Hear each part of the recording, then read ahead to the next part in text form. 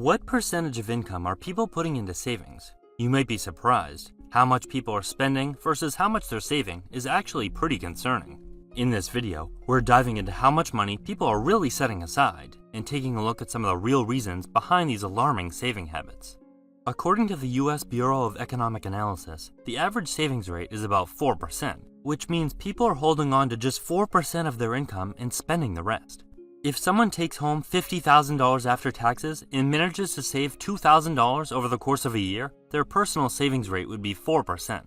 That includes everything: money put into a savings account, retirement fund, or any other type of savings. Simple enough. But when you think about how much people really need to save to be financially secure, 4% starts to seem pretty low.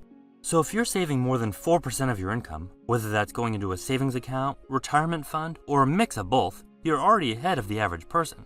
But when you compare that 4% to what financial experts recommend, which is saving around 10 to 15% of your income for retirement alone, it's clear that most people are falling way short of the mark. The average savings rate tends to fluctuate a bit from month to month, but one thing is clear: it hasn't been going in the right direction. If you look back at the savings rate during the 70s, 80s, and much of the 90s, you'll notice that people were saving a much higher percentage of their income. Back then, savings rates were much stronger, which could be due to more affordable living costs, better spending habits, or both. Comparing those past rates with today's, it's easy to see how much things have shifted. The cost of living undoubtedly has a lot to do with the savings rate being so low. Housing, healthcare, daycare, and education expenses have increased dramatically over the past decade, outpacing wage growth in many cases. According to Zillow, the average rent for a two-bedroom place is around $2,000 per month, and that doesn't even include utilities. At the same time, mortgage rates have climbed to around 6.5% to 7.5%, which really increases monthly payments for homebuyers. A $400,000 home that might have had a principal and interest payment of about $1,500 per month at a 3% interest rate with 10% down just a few years ago now costs about $2,400 at today's rates, a $900 monthly difference. Daycare is another heavy burden. Full-time daycare often costs $1,000 to $1,500 per month per kid. For a family with 2 kids, that's upwards of $30,000 annually, as much as a second mortgage. Healthcare doesn't offer much relief either. Even families with employer-provided insurance are often paying $6,000 to $8,000 a year in premiums, plus out-of-pocket costs for co-pays, prescriptions, and deductibles. Education costs have also continued to weigh people down. Many young adults are still repaying student loans, with monthly payments ranging from $300 to $500 or more per month, another hit to their ability to save. It's not all due to the cost of living, though. Consumer behaviors have definitely taken a major turn for the worse. First, people are becoming more and more reliant on debt. Using credit isn't just common, it's almost a built-in part of adult life. From the time people enter college or the workforce, they're often introduced to debt as a necessary tool. Student loans to pay for school, credit cards for everyday expenses or emergencies, car loans to get to and from work, and financing plans for everything from new phones to family vacations. It's not unusual for debt to stack up quickly. According to LendingTree, the average new car payment is $742 per month, and that's just one vehicle. Many households have 2 cars, which means they could be spending $1,400 or more per month just on auto loans. With such large monthly obligations for depreciating assets, it's no wonder people are broke. And that doesn't include a mortgage, credit card bills, or student loan payments. With so much of people's monthly income going towards paying off past purchases, there's often very little left over to save, even if they want to. This kind of debt-heavy lifestyle has become so normalized that it's hard to imagine adult life without it, which makes consistent saving feel out of reach. We live in a culture that constantly encourages spending, and all too often, it's money we don't have. People frequently think nothing of stopping by the store and casually spending $100 or more after work on things they don't really need, whether it's new clothes or the latest home decor. Or they head out to eat, dropping $100 on a meal several times a week without giving much thought to how quickly that adds up over time. Of course, treating yourself now and then is perfectly fine, but it's become common for people to indulge like this on a regular basis, often without realizing how much they're overspending.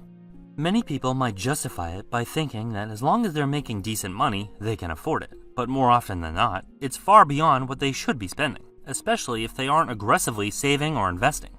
The pressure to keep up with a certain standard of living also plays a role. If you don't have a shiny new car or a house with sleek, modern aesthetics, it can feel like you're somehow falling behind. While relying on debt is out of need in some cases, at the same time, people are losing the art of being content with what they already have, if it's not the latest and greatest. Instead of being appreciative of their home, cars, clothes, and so on, they're constantly chasing the next purchase or upgrade, and in the process, they miss out on the simple joy of enjoying life without the constant need for more. On the other side of things, a lot of people are sticking with wages that just barely keep up with the cost of living. Instead of actively looking for new opportunities that actually pay them what they're worth, they stay in the same job year after year, settling for whatever small raise their employer decides to hand out. And guess what? They never give out more than they have to. Sometimes it's because as an employee, they feel loyal to the company, or maybe they're just too busy or burnt out to job hunt. But either way, it leads to pretty stagnant pay. According to Forbes, people who stay at the same company typically get about a 3% raise each year. And once you factor in inflation, that's not really a raise at all. It's just staying level, or worse, falling behind in terms of what your paycheck can actually cover. When you think about the experience you've gained, you should be pushing for a pay raise that matches the value you bring. If one company won't pay up, another probably will. A low savings rate might not seem alarming in the short term, but it can have real consequences over time. For starters, it means a lot of people aren't prepared for emergencies, and when you're not ready for the unexpected, it can quickly lead to bigger problems. In retirement, you can forget about that.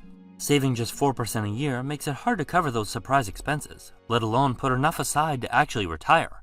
It's not just individual households that feel the impact, it affects everyone. When people don't have savings, they cut back on spending during tough times and become more vulnerable to economic shocks. This can lead to things like evictions, car repossessions, and foreclosures, which in turn create a ripple effect that impacts the entire economy.